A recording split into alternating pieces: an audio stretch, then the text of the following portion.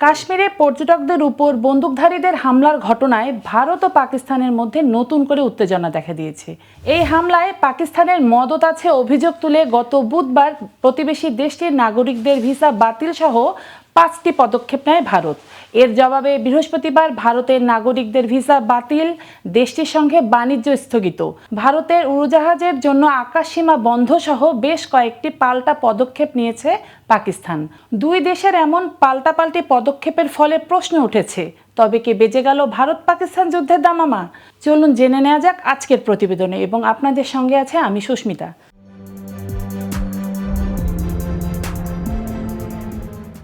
গত মঙ্গলবার বিকেলে কাশ্মীরের পেহেলগামের জনপ্রিয় পর্যটন কেন্দ্র বৈশারণ উপত্যকায় বন্দুকধারীদের হামলায় 26 জন নিহত হন। এই হামলার দায় স্বীকার করেছে দ্য রেজিস্ট্যান্স ফ্রন্ট TRF নামে একটি স্বল্প পরিচিত সশস্ত্র গোষ্ঠী। 2019 সালে কাশ্মীর অঞ্চলে আত্মপ্রকাশ করা এই সংগঠন পাকিস্তান ভিত্তিক লস্কর-ই-তাইবার সঙ্গে যুক্ত ভারতের দাবি। ওই হামলায় পরদিন গত বুধবার ভারতের কেন্দ্রীয় মন্ত্রিসভার নিরাপত্তা বিষয়ক কমিটির সভায় পাকিস্তানের বিরুদ্ধে সিন্ধু পানি চুক্তি স্থগিত সহ 5টি সিদ্ধান্ত নেওয়া হয়। ভারতের ওই পদক্ষেপের প্রতিক্রিয়ায় গতকাল ইসলামাবাদে পাকিস্তানের প্রধানমন্ত্রীর বাসভবনে দেশটির জাতীয় নিরাপত্তা কমিটির বৈঠক হয়। পাকিস্তানের প্রধানমন্ত্রী শাহবাজ শরীফের সভাপতিত্বে ওই বৈঠকে ভারতের বিরুদ্ধে পাল্টা ব্যবস্থা নেওয়ার সিদ্ধান্ত হয়। সিন্ধু পানি চুক্তি স্থগিতের ভারতের ঘোষণা প্রত্যাখ্যান করে পাকিস্তান বলেছে, এই চুক্তি বিশ্বব্যাংকের মধ্যস্থতায় হওয়া একটি বাধ্যবাধকতামূলক আন্তর্জাতিক চুক্তি। এককভাবে এই চুক্তি স্থগিতের কোনো বিধান নেই। তবে ভারতের পদক্ষেপকে বেপরোয়া ও দায়িত্বহীন আখ্যায়িত করে পাকিস্তান বলেছে, এর মাধ্যমে আন্তর্জাতিক আইন, জাতিসংঘের নিরাপত্তা পরিষদের সিদ্ধান্তসমূহ এবং আন্তর্জাতিক বাধ্যবাধকতাকে বৃদ্ধাঙ্গুলি দেখানো হয়েছে।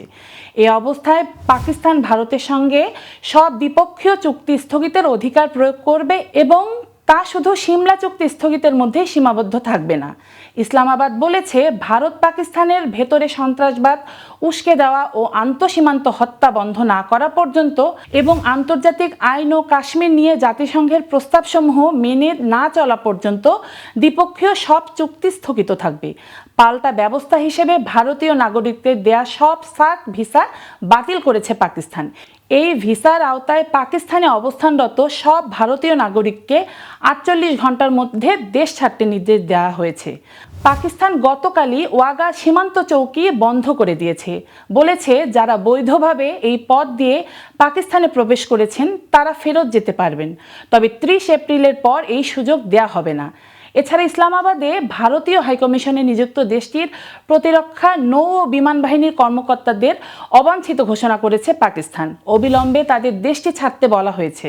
ভারতের মালিকানাধীন বা ভারত থেকে পরিচালিত সব উড়োজাহাজ পরিবহন সংস্থার জন্য পাকিস্তানের আকাশসীমা বন্ধ করে দেওয়া হয়েছে। দ্বিপক্ষীয় বাণিজ্যের পাশাপাশি পাকিস্তান হয়ে তৃতীয় কোনো দেশের সঙ্গে ভারতের সব ধরনের বাণিজ্য স্থগিতেরও ঘোষণা দিয়েছে ইসলামাবাদ। এদিকে উদ্ভূত পরিস্থিতিকে ভারত ও পাকিস্তানের মধ্যে একটি নতুন সংকট শুরুর বড় ঝুঁকি হিসেবে দেখছেন ওয়াশিংটন ভিত্তিক গবেষণা প্রতিষ্ঠান উইলসন সেন্টারের দক্ষিণ এশিয়া ইনস্টিটিউটের পরিচালক মাইকেল কুগেলম্যান। তাকে উদ্ধৃত করে পাকিস্তান ভিত্তিক সংবাদ মাধ্যম ডনের প্রতিবেদনে বলা হয়েছে, 2019 সালে দুই দেশের মধ্যে যে স্বল্পকালীন সামরিক সংঘাত দেখা দিয়েছিল, তারপর থেকে এটাই সম্ভবত সবচেয়ে বড় ঝুঁকি তৈরি করেছে। আজ এ পর্যন্তই। এতক্ষণ কেটিভির সাথে থাকার জন্য ধন্যবাদ।